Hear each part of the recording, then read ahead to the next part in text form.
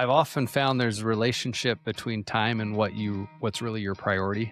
I remember at one point in my life talking about, well, my family's my number one priority. And I'd say that all the time. And I don't remember, I read a book or something and it talked about like, well, what you say is like where you spend your time is actually your priority. And I thought back to my last couple of weeks, and this could apply to fitness. It could apply to your family. It could apply to so many areas of your life.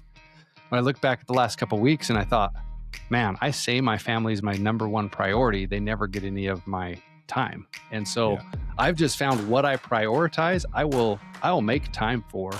And as I've come to, there's the discipline involved, but part of it is just changing the beliefs of myself as I've come to believe that, hey, I'm just someone who's healthy, fit, active, and strong. Like I hold that belief about myself. Normally I get to the gym first thing in the morning and get it done. Like I can't say I lead my home or lead myself and then make excuses for why I'm in the condition I'm in currently.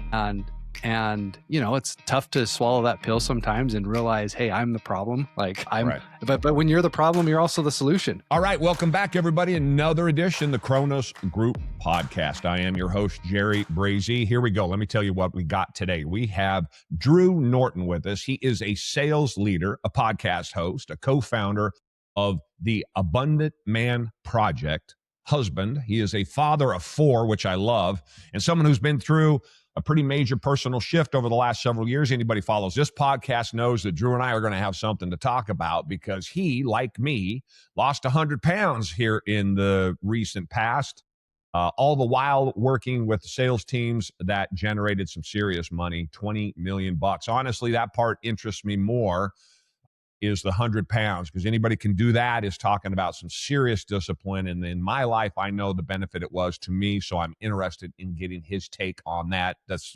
discipline, identity, energy, the way that I led, I'm sure for him was changed. So the way people respond to you, I'm looking forward to talking to that. He talks a lot about leadership, sales, becoming the kind of person capable of carrying more responsibility, both at work, at home, all things that resonate with me, and I know will resonate with you as my audience. So today I want to get into those things. I want to talk about ambition and health and fatherhood and that discipline, what actually changes when somebody finally makes that decision that they want more out of their life. So with that said, I have with me here today, Drew. Drew, good morning. How are you, sir?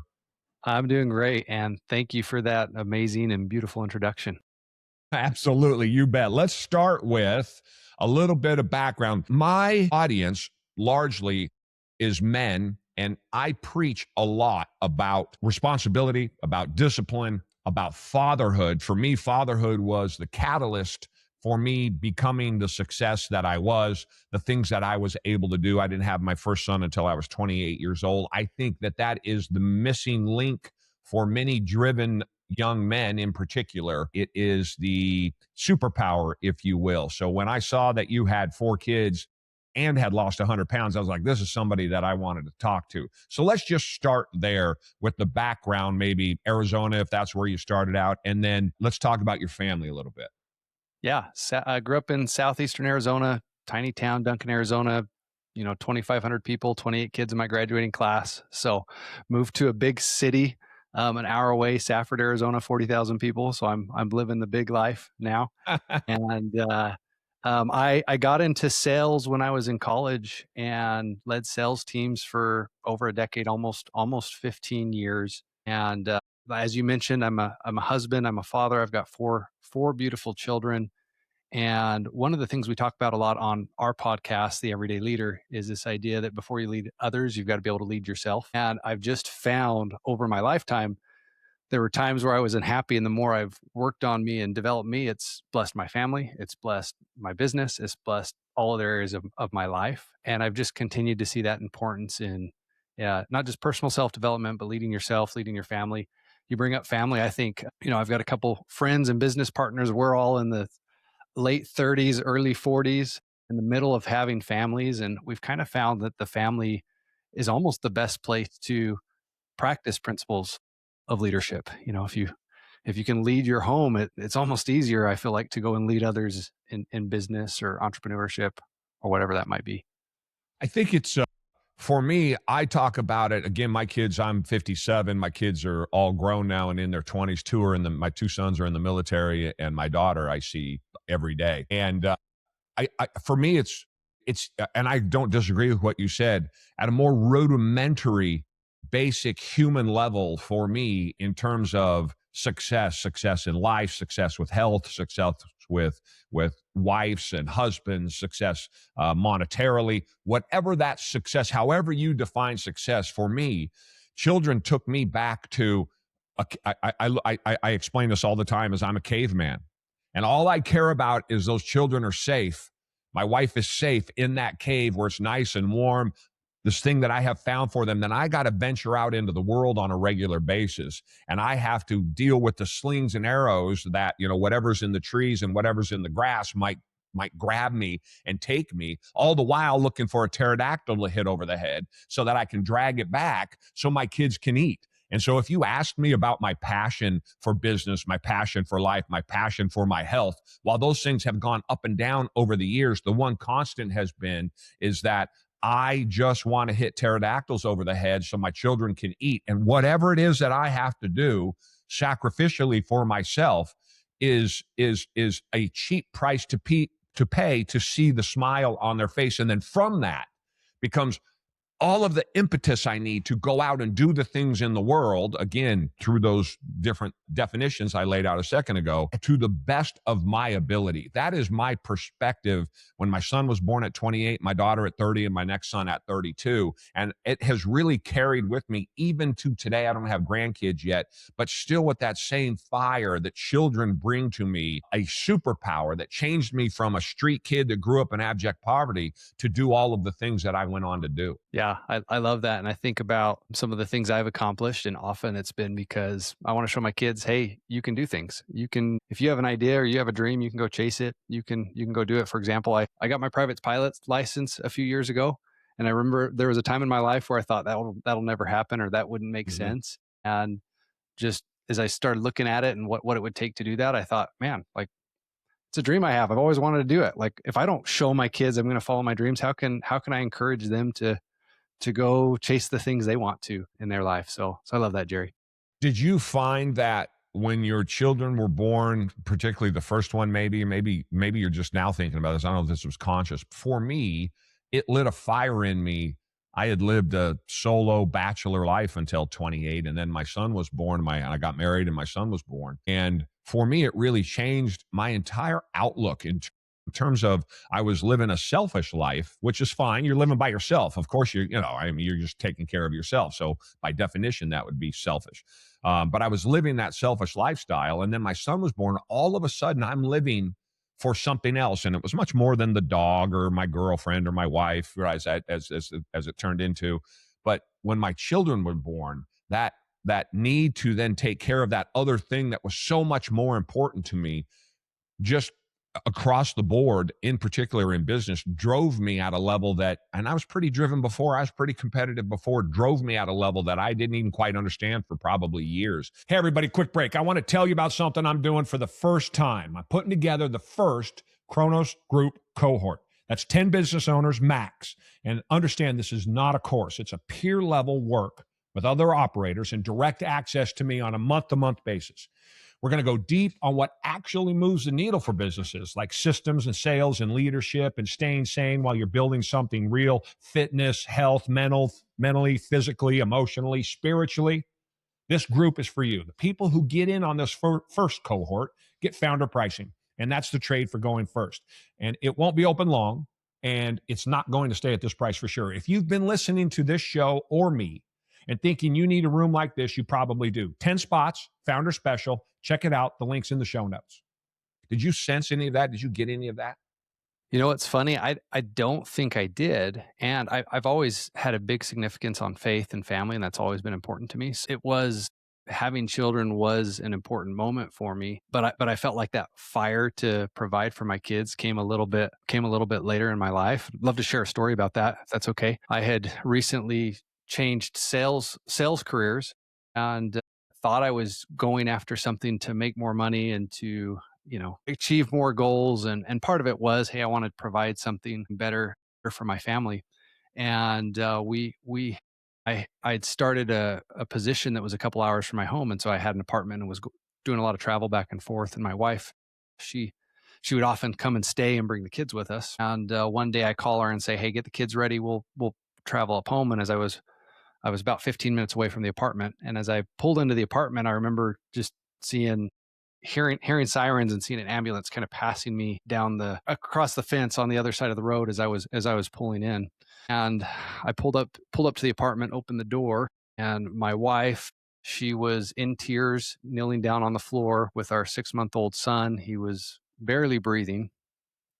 Moments later, the paramedics were rushing in, kind of pushing me out of the way, loaded my wife and my little son up, and took them off to the hospital. It was pretty traumatic, stressful time. When I called my wife, she went to go get our son up from a crib or pack and play, one of those portable cribs, and she was face down, and she picked him up, and he was limp and gray and wasn't breathing and wasn't responsive. And she did CPR. She saved his life. There's a million little miracles I could get into, and this could be a really long story. But to keep it short, he was misdiagnosed with a heart condition. So for about the next 8 weeks, we thought at any moment our son could drop dead, and this could happen again. Which, a lot of stress, a lot of anxiety. Come to find out, it wasn't a heart problem. It was just a misdiagnosis. What we believe happened was that portable crib, there was a slat that we realized was broken after she picked him up, and he'd had a hernia, which we knew about. He was scheduled for surgery, but we think he just got his face caught in the pack and play and was suffocating to death. And luckily she went in when she did, and luckily she knew how to do CPR on an infant. But the next couple of years were pretty tough for her, and there's a lot of PTSD for her and stress to process. And what was interesting is we went through that time. I had switched careers 6 months prior, and I'd gone all in on myself. I started studying more, diving deeper into sales, investing in me. And I realized a lot of the conversations we had over that next year and a half were some of the best we'd ever had as husband and wife. And I remember thinking at the time, like, man, a lot of these things I've been learning in sales are helping me communicate with my wife, helping her process what she's going through, helping her understand things. And I used to think I made this career change for money or to grow in business or whatever it was. But now I believe, like, I wasn't the husband and father she needed 6 months before. And Mhm. taking that leap to go make a change, to work on me, help me be a better husband, a more supportive father to her through that time. And that's kind of lit a fire in me that, hey, when I'm at my best, my kids get the best of me. They get the best of this world. My wife gets the best when I'm at my best. And that has just, so that's what led me, as you talked about, going on to lose 100 pounds, leading my company in sales, building sales teams that were doing $20 million a year in revenue. And from there, just continuing to, hey, I want to not just continue to pour into me, but pour into others, because when you're at your best, it blesses everyone around you.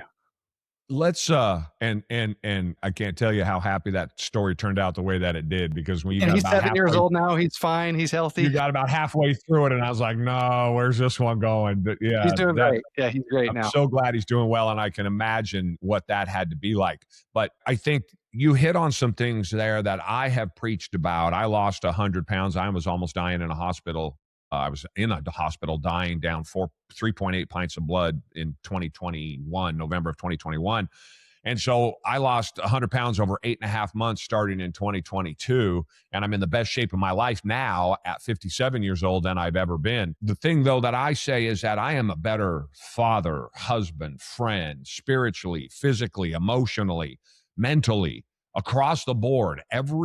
Every metric that you could have relative to one's existence as a human here in the world, married with children, businesses, friendships, across the board, eating right, losing the 100 pounds, putting on some muscle, being healthy, working out at the gym, non negotiables, putting that first. The old adage that you can't when the plane's crashing and the oxygen drops down, they tell you to put the oxygen on first, right? Because you can't help the person next to you if you can't breathe.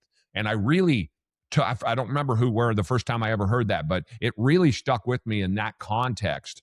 And so much so that now I always say, and I'll get your feedback on this, is if people in the same position that you were or I was health wise could live in my brain for 5 minutes and get some sense of how it feels to have the body that I have now versus what I had before, they would look at the cost, the discipline, the sacrifice that you have to do over time to lose that weight as the cheapest, most valuable investment they can make. Would you agree with that?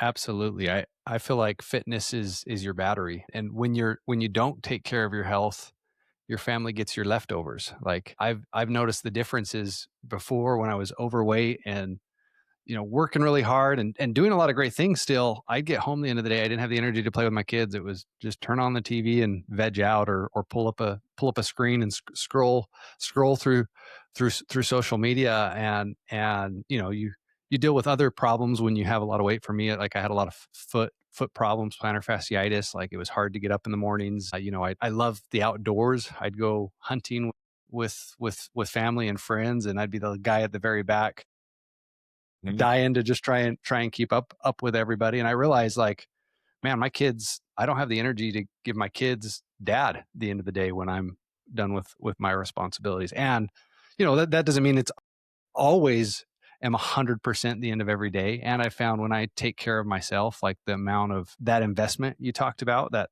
investment of and even just, it doesn't have to be anything crazy for me. It's an hour and a half of my day between Mhm. going to the gym and the drive time back and forth, but it makes all the difference in how I feel the rest of the week and just in my life. So with the 4 kids too, I think that what comes up quite often is time. And I always say, I myself had to do, my kids were grown at this point, but I'm busy. I have 3 companies. I had to do an evaluation of where I was spending my time. And to your point, what I found is that from about 9:30 or 10 o'clock at night, I was doing nothing until 11:30, say. And then I looked Yeah. back and thought when my kids were young, I'd come home and put them to bed. But there was always time watching television or whatever it might be. And I thought, well, there's got to be a better use for that time if I'm being honest about where I'm spending that time, because that seems to be the number one pushback is who has time. But I would say my Yeah. lifts in the gym are about 45. If I go longer than 45 or 50 minutes, it's too long, right? I mean, that's everything's timed, everything's pushed, everything's to failure. And then I get my work in. Now I go and I walk 4 miles, but I get that. Maybe I'll do 2 in the morning, 2 at night, right? Maybe I'll do it all at the same time, but you always have time for to find that time to do those things. But the value of that time invested is so significant. So talk about that. You've got 4 kids at home, right? You're Yeah. running businesses, you have a family to take care of. Where do you find the time? Yeah, and I've often found there's a relationship between time and what's really your priority. I remember Mhm. at one point in my life talking about, well, my family is my number one priority, and I'd say that all the time. And I don't remember. I read a book or something, and it talked about like, well, what you say is like where you spend your time is actually your priority. And I thought back to my last couple of weeks, and this could apply to fitness, it could apply to your family, it could apply to so many areas of your life. But I look back at the last couple of weeks, and I thought, man, I say my family is my number one priority. They never get any of my time. And so I've just found what I prioritize, I will make time for. Mhm. And as I've come to, there's the discipline involved, but part of it is just changing the beliefs of myself as I've come to believe that, hey, I'm just someone who's healthy, fit, active, and strong. Like I hold that belief about myself. Normally I get to the gym first thing in the morning and get it done because that's just the time that works in my life right now. But there's days where it's like, man, it's 10 o'clock at night and I haven't worked out. I want that. And I'll go at 10 o'clock at That's night. me. Not because Yeah. it's a checklist, but it's because like that's part of who I am and I want that like in my life.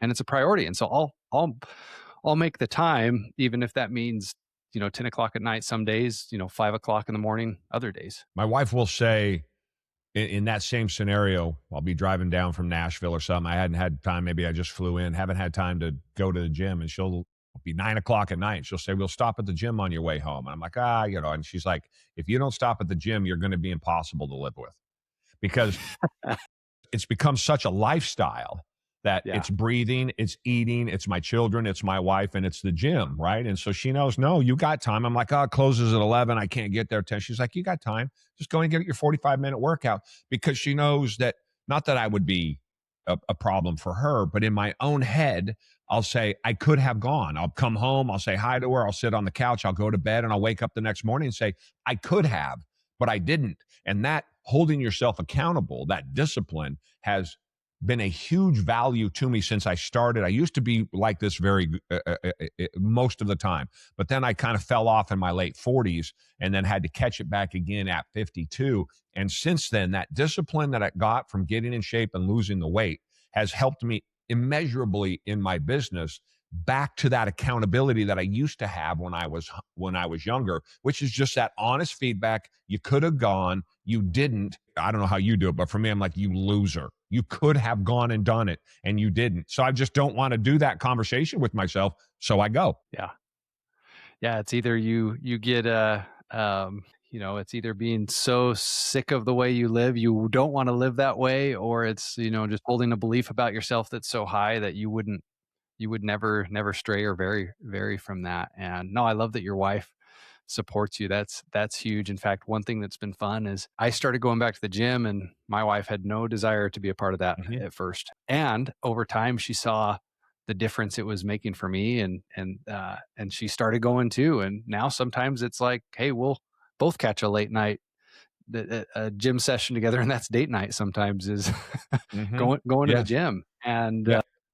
and not everyone's spouse is going to want to do that, but if you get into those habits and you make those changes, it others around you see that. And I've got a lot of friends who've started going to the gym just because they've seen me do it consistently, and it gives them a belief that, man, Drew could do it, like I could do it too. Right, So right. And I think that there's something really, really important in there. As I've worked now with, I don't know, 100 or 125 people probably. I give away my hour walking. I have a big TikTok following, and so I tell people, my hour is your hour. If you want to talk about it, I don't charge anything. I just want to help you. So I've talked to so many people like you, like me, overweight, sick of their lives, and want to fix it. Very few actually ever follow through and really do it, unfortunately. But the in those conversations, something that always comes up is, well, my wife. And I always said, look, my wife didn't get on board with me either. If what I ate, because they'd say, oh, the wife keeps bringing home chocolate and keeps bringing home ice cream and keeps bringing home, pizza. And I said, if my life, if my health overall is dictated by what my family eats, then I'm screwed. Then it's over. And so I just looked at it and said, I have to do this on my own by myself. I go to the gym by myself. I lost the weight by myself. I work out by myself. My wife was not, she was behind me, but she wasn't behind it. She'd make sure the right foods came into the houses for me. And of course, they do what they do. But to your point, ultimately, then she started eating a little bit less, start cutting the food in half and then eating more of what I was eating. And it took her about 2 years and she lost 65 pounds, goes to the gym and walks every day. And it just kind of happened. And I never said, you need to. I would never do that because my journey is not her journey. But at the same time, to your point, then my son lost 35, 40 pounds. And then my daughter lost 40 pounds. And pretty soon everybody walks every day and goes to the gym. So you have to start out by yourself, particularly if you're the leader. I think that that's important. And this is a perfect dovetail into leadership and what you're doing. So let's just take that let me get your thoughts on kind of that perspective from that side in terms of how the leadership starts with you and then how you can influence everybody else. Your take on that. Use the example of weight, I think is perfect. well, you're responsible for you. It's not your wife's responsibility to keep the weight off you. At the end of the it's an easy out, right? It's easy. And I did the same thing for years. I said, well, my wife does the cooking, she does the shopping. Like, so I'm just subject to Yeah, whatever what she can I do brings in about it? the yeah, whatever she brings in the door. And eventually there just came this point where it's like I'm putting everything on her. And that's not fair. Like I can't say I lead my home or lead myself and then make excuses for why I'm in the condition I'm in currently. And it's tough to swallow that pill sometimes and realize, hey, I'm the problem. Like but when you're the problem, you're also the solution. So Mhm. it's sometimes recognizing, hey, to be responsible, I've got to start leading myself. And for me, my journey just started with the carnivore diet. I actually don't recommend it to most people, but I just thought, oh, I could do that. I had a brother Wait, doing wait, it. wait, I'm like, wait. Wait, wait. are you okay? Well, and I loved it. It was a great start for me. I found I couldn't sustain it lifelong, and I've made changes that that have worked for me since. But I just said, hey, what can I do? Okay, I can cook a simple meal. I can do eggs and bacon. I can do some beef every day. Like, I will I will start there and I will do that. And it started there. And then it progressed to a friend inviting me to the gym. It's like, okay, he'll help me hold me accountable. I agreed to go with him. And it's turned into a point where I don't, I believe in that responsibility is even greater than accountability. And I do things because that's what I say I'll do and who I say I am. Yeah, I think that's fantastic. And to the carnivore, I've just added this year. I eat some fruit with my protein shake that I have every day. I love that. I add a banana and some strawberries. I absolutely love that. And then I've added like a sourdough toast in the morning with my eggs and sausage or rice. And I really like it. And I just did it because I like it. I just like it. I like my food, but I like having those carbs in there. Again, for me, it was a means to an end. It worked very well. It was food I could eat. It's something that I understood. And so I was like, well, I'm just going to do that. Then I just stuck with it. Yeah. That's awesome. Yeah. It works great. So when you lost the weight, talking about it in terms of how it helped you now in your career. You're doing the sales, you have a team, you're in a leadership position. Talk to me about how that helped. We talked about at home, how that helped on the job side. Yeah. Part of it has just been confidence. My confidence has skyrocketed as my health has improved. And I think it's less of like the take my shirt off type of confidence, although there's more of that than there used Mhm. to be. But it's this confidence that, man, I say I do things and I do it. And when I tell myself I'm going to go to the gym tomorrow and I actually go to the gym the next day, I have confidence I'm going to follow through with the things I say I'm going to do. And I just find that translates to so many areas of your life. The way you show up and do one thing is the way you show up and do everything. And so as I've kept my word to me, I can trust that when I give my word to a client or give my word to someone I lead or my team, I count on myself to follow through. And so I have a confidence in the things I'll say I do, which has also led to me being more confident to say no to things and recognize, hey, if this is in alignment, I'm not going to say yes, because if I say yes to something I don't intend to keep, that erodes my confidence. And so I've just seen that correlation between my health and my confidence. And then I think others, when they see that you're taking care of yourself, they know there's a level of commitment there as well, and a level of discipline, and maybe it gives you some authority, so to speak. Not to say that I've someone's got to be buff and have a six pack for me to want to listen to them, but no, if I see someone that way, I know they're putting a level of commitment into their life. And there is a good bit of science behind that also. So I'm glad that you said that, because that dovetails into a comment I was going to make, which is that I have found now again, I don't know, I'm 6'4" and 226 pounds right now, so I'm a big guy, but I have found that 310 pounds, 6'4" Jerry, uh, got a different response than a 226, muscled up a little bit more in shape Jerry gets. This one gets a very different reaction when I walk into a room, when I walk into a restaurant. You can feel it, you can see it, you can, it's almost palpable when you meet somebody. There is a I don't know, almost an aura maybe about you. The way that I've noticed it is how few other people have it, because so few people are in shape. That's the way that I describe it. And so there's almost like this, maybe I'm not describing as well as I could, but there's almost this idea that when you walk into a room, people notice, oh, that dude's in shape, as opposed to how it was when our parents were young, and back in the 60s and 70s and F50s, and everybody was in shape. And so I think that I found that losing weight changes the way people treat me, and that from a leadership position, that certainly lends itself to doing that. Would you say that's true? Yeah, yeah, and I'd probably say a respect. There's a respect there that people give you or have when they see that, Hmm. because it is. You almost don't realize how hard it is to be in good shape and to look good until you kind of go Yes. through Right. that whole process. And so I will notice when someone's in really good shape, just because I'm like, man, Yes. like I know where I'm at. I can see where you're at. Like that has had to have taken some work and some discipline to get to where you are. And I think people just respect that, especially if they have an understanding of what it takes to keep yourself in good shape. Yeah, I appreciate that. I appreciate you talking to me about this one subject for so long, because I want people to hear it. Again, I was successful. I was healthy most of my life. And then I got a 40% block in my left ventricle. I was born with it. It popped up at 38 years old out of nowhere. And then I'm on drugs, and then my metabolism slowed down, and then got into my late 40s. And all of a sudden, I'm, instead of 240 pounds, I'm 310 pounds, and the rest is history. And so for me, I had great success being healthy. I had great success through my 40s, even when I was fat, but life was very much harder. And so I say that success is downstream of health.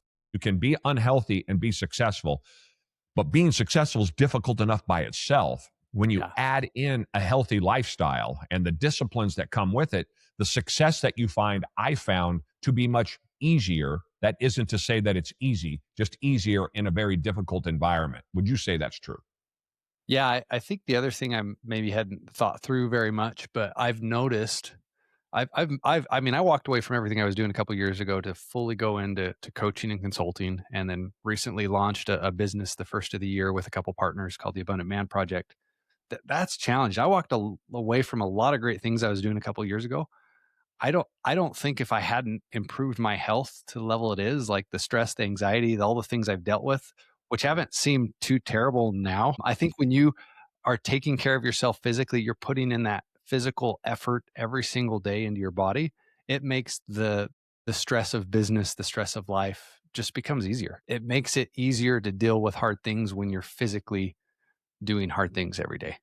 And I think that you hit it on the head earlier too. And this is will dovetail into your businesses now. But a lot of people say they want to change, and then many try, but they actually never sustain it. I think what separates people who truly who transform, from just doing it for a few weeks to a true transformation like what you did, is those disciplines that you those habits, right? Those daily habits, those daily disciplines, the new lifestyle that you create after growing habits for 2 or 3 or 4 months, and then 4 or 5 or 6 months those habits become lifestyle, so much that your wife tells you to stop at the gym on the way in before she sees you when you've been out of town, because she knows you got to get your 45 minutes in. When it gets to that point, then that mindset only contributes to the success, I think. So I think the things that you're talking about when you started your business, which I love that part of your story, quit cold turkey and then went and started a new business, I think seemed probably easier because you had developed those disciplines in yourself that then lent itself to doing very difficult things like what you just said. Yeah, no, I believe so. And yeah, I think it's having strength in those areas, especially your fitness, allows you to go do things maybe you wouldn't be able to previously or otherwise. Yeah, I think so. Let's talk about the Abundant Man Project. Again, we're talking to Drew Norton, everybody. As you can hear, Drew has the experience that I think lots of people should be looking for. You can check him out at the website. Drew, you can check me, make sure I got this right, at the everydaysalesleader.com. Yeah, that's my personal website. There you go. The everydaysalesleader.com. Go check him out there. Now we're going to talk about what he just started this year, the Abundant Man Project. You alluded to that a minute ago, started it with some partners. Tell us about that. Yeah, so our mission is to inspire men to be abundant and amplify their God-given potential. Some of this has all been a part of my journey and part of the journey of some of my partners, but I realized several years ago as I was having all this success, a lot of the success was success on paper, and I felt kind of empty inside. So that was part of that was the fitness journey. Part of it was being more present for my family. I recognized it was easy for me to work 16 hours a day, and my wife and kids never see me. But I said I was doing it for them, and I was sacrificing for them, and it's like, well, who cares if I sacrifice for them for years and years if they never get dad? And so started doing work on me, coaching on me, and just felt a desire to help people more and inspire people more. Started off doing and I'm still doing some of this business and sales training and coaching. And one thing I recognized, a lot of the men I started working with, the business owners I was working with, they'd say, "Hey, Drew, I think I need help with sales. Like, I think we need to get our sales up. I think that's the problem in our business."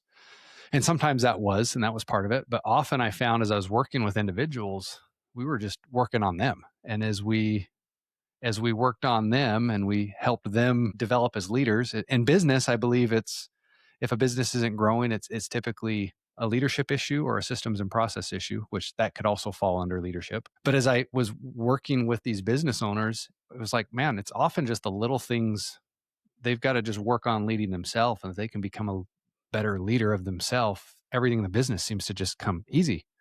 Mm-hmm. And so had a business partner. We've been real estate partners for several years. He's got an amazing story. Was a teacher that was making almost nothing and 6x his income, and has shared stages with Tim Tebow and others, and done some amazing cool things. And we said, hey, we want to help men. We've partnered with another man. My partners are Josh Tilley and Nathan Wheeler. Nathan Wheeler's a ex or former Army Ranger. He leads a fast growing financial team today. And we found the four pillars we focus on in our group is faith, family, fitness, and finance. And we believe those make up an abundant man, having strength in those four areas. And often it feels like men are trading off one area for another. Or if they're not happy, usually you look at those four areas and something's missing in one of those four. So we do a year-long coaching program for men. We just had our first retreat a couple weeks ago. We had 30 men in the boonies of New Mexico for 2-3 days, and had some amazing life-changing experiences for these men, and excited to be doing more of these events going forward, and continue to help men. We believe, if a man builds himself, he builds the kingdom. If you take care of yourself, your family and everything else rises around you. And so we're just really passionate and excited about that as we're growing that currently. So, as you're working with these men, are they largely entrepreneurs? A good percentage of them, not all of them. Okay. Some of them are the salesperson that maybe an entrepreneur is what I like to call them, but Yeah. not all of them are, but a good portion of them are. Career driven or an entrepreneur. What do you Right. find? What do you find that is, I don't know, this is subjective, so I'm not sure that this is corrected, but what do you find that is the one thing that they take away, say, in the 30 guys that come in or however many people that you have worked with? What's the one takeaway they go, yeah, I need to do that better? And you see that across the board. Let me ask you a question a different way. I've worked with 1,000 entrepreneurs over my life. And the one thing that I know about entrepreneurs is every entrepreneur thinks they're doing it wrong, and whatever it might be, and while thinking that everyone else is doing it right. And the reality is that everyone has the same problems, but nobody wants to talk about it. So in that context, and if I were to drill down further into that, I could tell you what some of those things might be. But I'm curious for the audience then, is there a through line that you find that these driven careerists or entrepreneur men are coming to you to do these retreats and have this coaching, that they find, that one thing that goes, yeah, that's really what I need to improve on or change? Yeah. If I had to pick one word, and it's going to sound too simple, but I would say it's belief. It's often belief. Spiritual We belief or belief in themselves? belief in them. It could be spiritual belief, but often belief in themselves. Often Okay. it's belief in themselves. And let me unpack that a little bit. I like to say this idea of belong, believe, become. Like oftentimes when I have grown in my life, it's because I've seen peers or others that have made me feel like, okay, I can do what they can do. That's led me to believe in myself or believe something's possible that I previously didn't. And when I have that belief in myself, I can become something greater than I was before. So the framework we teach is actually identity, purpose, and battle plan. Every decision you make is going to be influenced by what you believe about yourself. And so a big starting area for the men who come in is like, what are the things you believe about yourself? For me, I recognized for years, I told myself, I'm overweight, I'm lazy, I don't have time, I'm a bad dad. And I would think things about myself that no one would ever say to me, or very few, if any Yeah. would ever say. And I've thought things. I've thought some of the most terrible things about myself. No one has said things worse to me than the things I've thought myself. And I find I'm not the only man, and that there's a lot of men that deal with that. And so it's got to start with, what are the beliefs you have? Because for example, let's go back to the health. That's kind of been our theme today, Jerry. If I don't believe I can lose weight, or if I don't believe I can stay consistent, I'm not going to ever try, or I'm not going to do it long enough to develop the habit or behavior in the first place. And there's this term called cognitive dissonance. Our brain looks to justify what it Mhm. believes. And if we're acting in it like, and that's where I believe it's kind of identity burnout, identity misalignment. When I'm doing actions that are opposite of what I believe, that burns me out because I'm resisting what I believe about myself. And so what that often means is we've got to first acknowledge what are those beliefs you have. Let's get them on the surface, write them down, say them out loud. Sometimes you don't realize how ridiculous those thoughts are till you say them out loud. And then it's like, okay, now let's create a new way we're going to believe about ourselves, or whether that's an affirmation, a declaration, something I'm going to say or change. And let's speak differently about ourselves, forgive ourselves for the beliefs we have, and start working towards something new. And so it seems simple to say belief, but hey, if you don't believe you can lead your team, if you don't believe you can have a good relationship with your spouse, if you don't believe, you can be a good dad for your kids, like, why would you change anything that you're doing?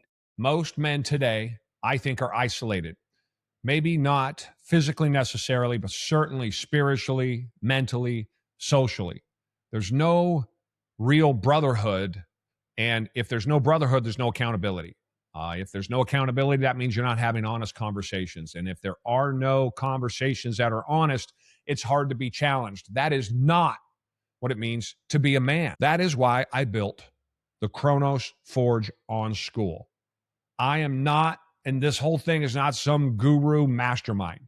This is not another influencer community. I'm not even sure what that means. And I hate all those people anyway. They have no idea what they're talking about. I built this room because I wish it existed when I was a street kid at 17, living with hookers and heroin addicts, trying to figure out what in the hell I was going to do.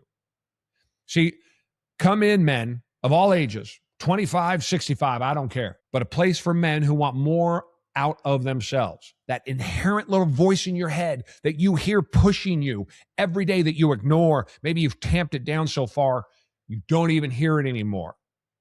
This is for men who want to get stronger, healthier, sharper, wealthier, more disciplined, better husbands, better fathers, better leaders, better generally. I can help you with what it actually takes to build a meaningful life in a world that seems determined to make people weak and, in particular, crush the spirit of men. This is my world. The Kronos Forge, it's my philosophy, it's my standards. And if that resonates with you, come join us. It's free to join on School. The link is below. What do you got to lose? Go hit the link. Let's have a conversation.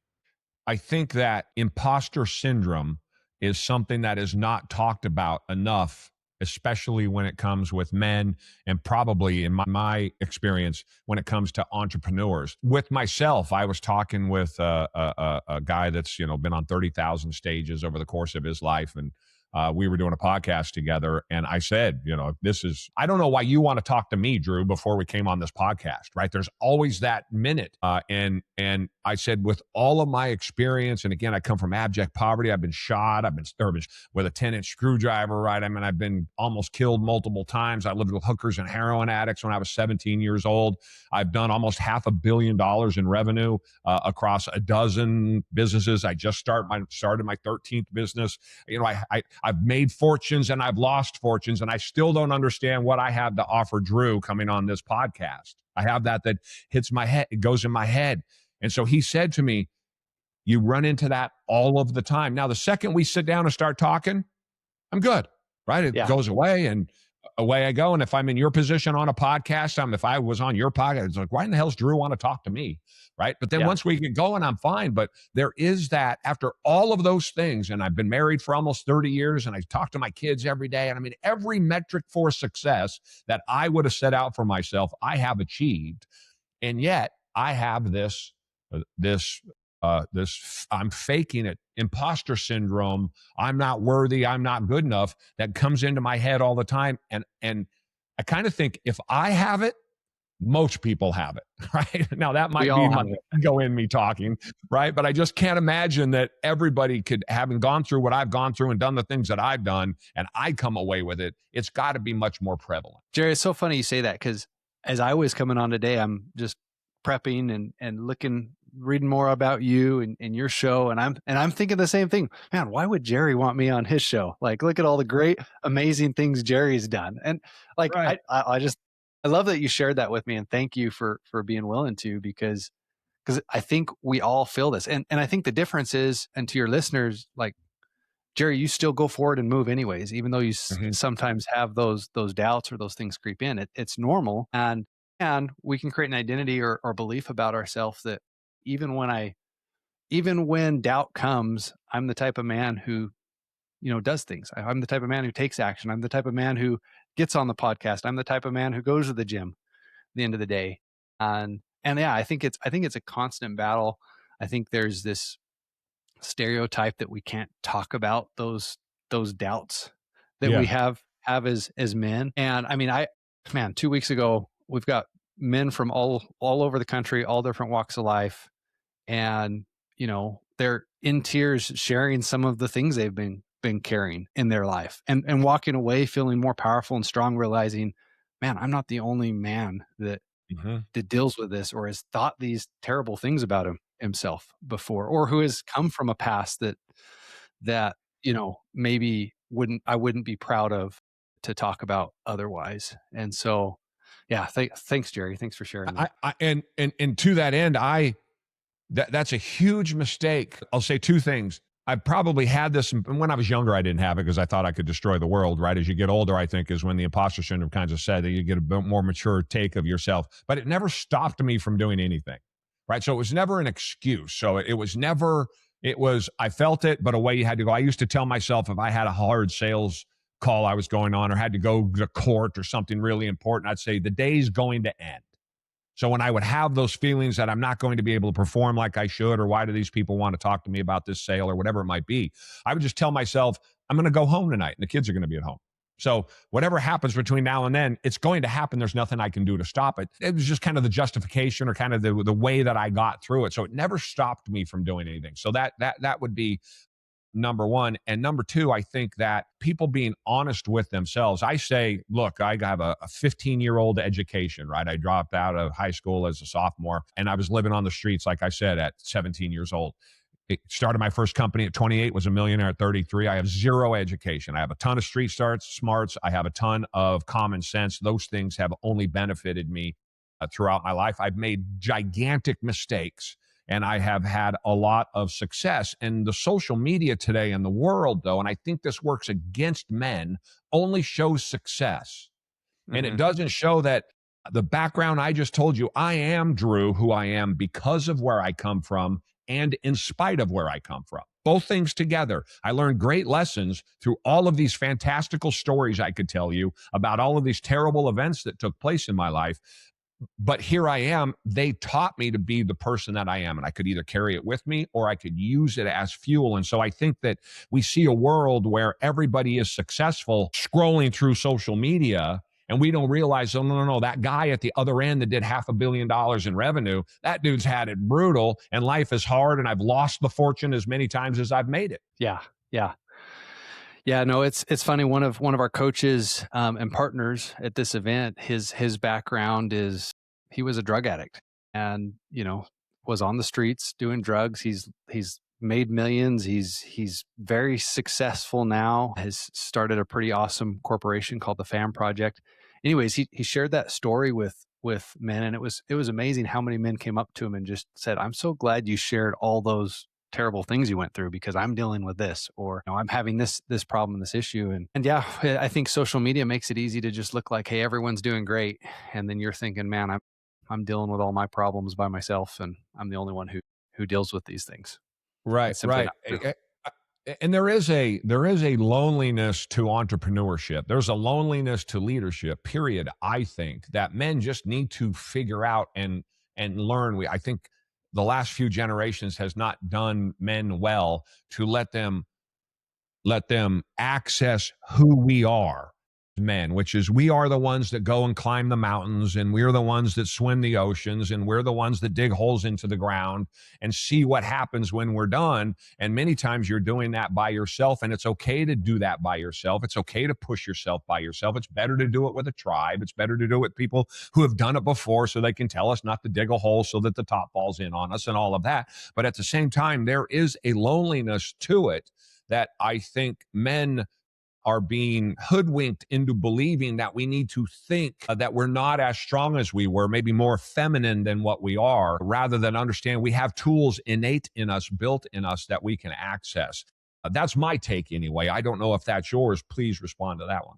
That all resonates with me, Jerry. I believe all of that. I love the story of kind of, as you talked about, these we have these tools inside of us. The story of Michelangelo carving David, and he says when he carved David from the stone, that he just removed what wasn't David, that David Yes. was already there. And I just kind of love that analogy. It's like a lot of times the work we're doing as men or business owners or fathers or husbands is removing the things that aren't who we really are, because we have everything. We're capable of leading powerfully in our homes, in our businesses, in our communities. What's your take on, I don't know if you see this as much as I do. I've done some videos on it on social media about, the dad's 40 some years old and he's sitting in the car. I shouldn't be so negative when I tell this story. So this dad's sitting in the car and he's sitting there crying and some sappy music is playing. And, the terminology is that he's going to go in there and nobody loves him and they only care about his wallet. And if he didn't provide, then he has no value. And he's sitting there, he's got tears coming out of his eyes. And then, he dries it off and he goes in the house and the kids are jumping up and down for him. And it's more about this, men are undervalued. And there's just this whole movement from my perspective that I don't understand. Maybe I've got it wrong at 57 years old. You're younger than I am, so maybe you can give me some perspective. I don't know if you've seen this, but there seems to be this weakening of men, like we weren't the ones, right, that built the world, so to speak, I guess, to put it in, as dramatic a term as I can. And that father that's sitting out in front of his car or sitting out in front of his house is so overwhelmed by the day because he spent all day ostensibly working for his family. The purpose that he has put on this planet is to go to work and suffer and sacrifice for his family and his children and his wife.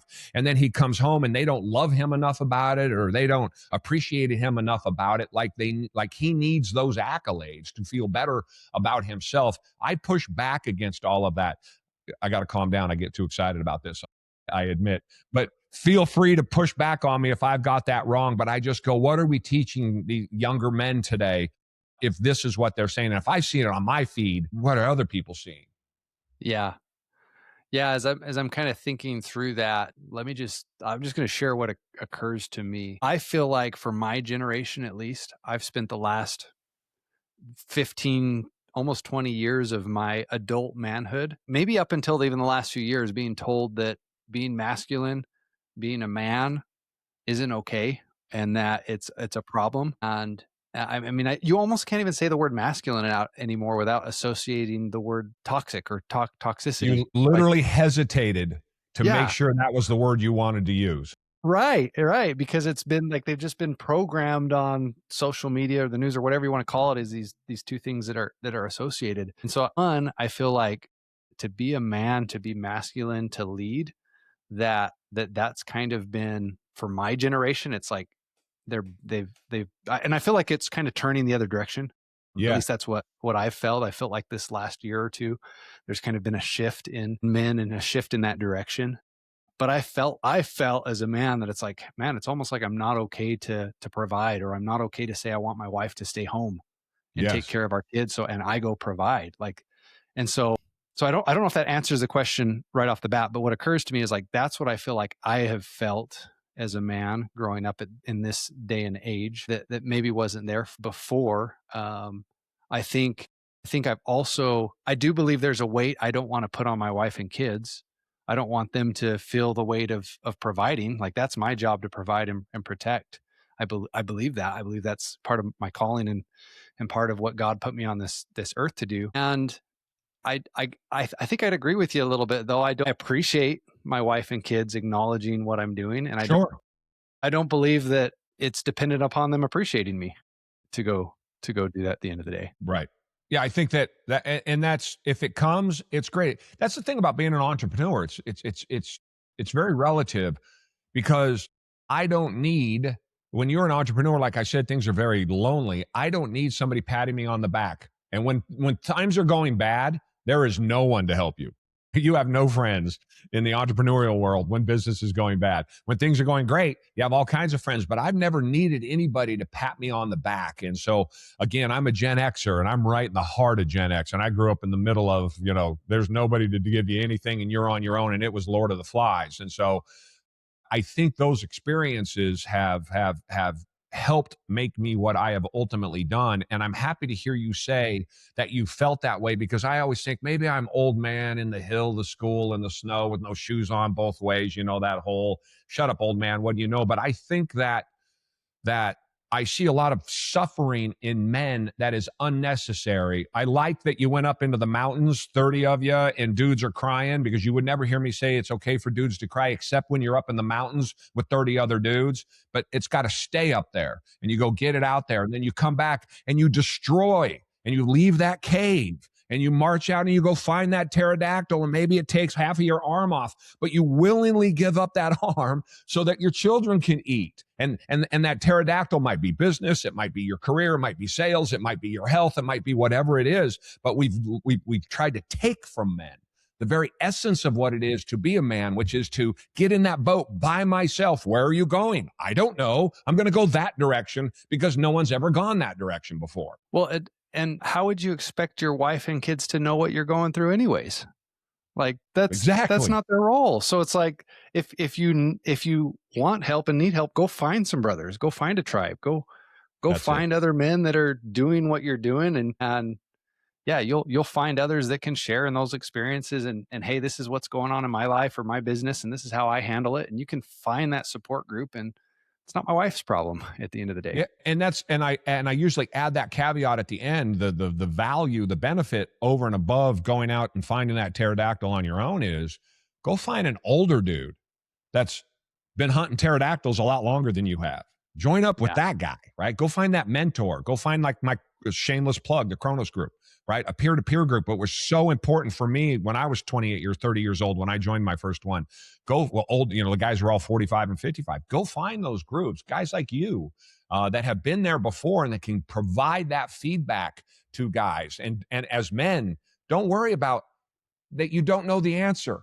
It's okay to not know the answer, right? Go ask the older guys, what did you do in this case? Because it's a lot easier watching somebody take a pterodactyl down than trying to figure it out for yourself. Yeah. Yeah. And that's the other great thing about whether it's hiring a mentor, hiring a coach, being part of a group, is you get to cut down, you get shortcuts. You get to, instead of going and figuring out on your own, you can see somebody say, hey, here's how you get there. Here's how you don't. And yeah, that's part of why I've gotten into the space that I'm in, is the mentors and the people who've helped me the last 10, 12, 15 years of my life. It's like, I want to help the old me from 5 or 10 years ago that was looking for help and didn't know where to find it. I love it. Let me give you a speed round real quick as we go out the door here. This hour flew by, my friend, and I hope we covered what it is that you're doing well enough that this was worth your time. But as we end this, I like to do a quick speed round. I got about 5 real questions, just 3-4 words. Keep it as short as you can. I like to see what kind of reaction I get to this. So here we go. Discipline or motivation? Discipline. Sales or leadership? Leadership. Confidence or competence? Confidence. Say that again. Confidence. Competence. The first one. Hardest part of losing 100 pounds? The belief. Most underrated leadership trait? The most underrated leadership trait. Curiosity. Oh, that's good. Last one. What's something you still struggle with? Trying to do too much on my own.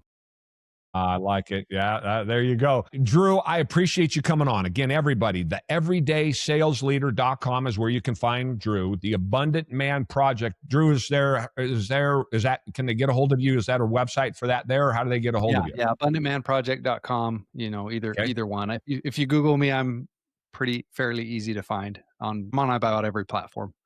So very good. Drew Norton is his name. I appreciate it, Drew. Sorry, man. I hope we got the project. Let's get everybody to go check that out. I had a great time with this conversation.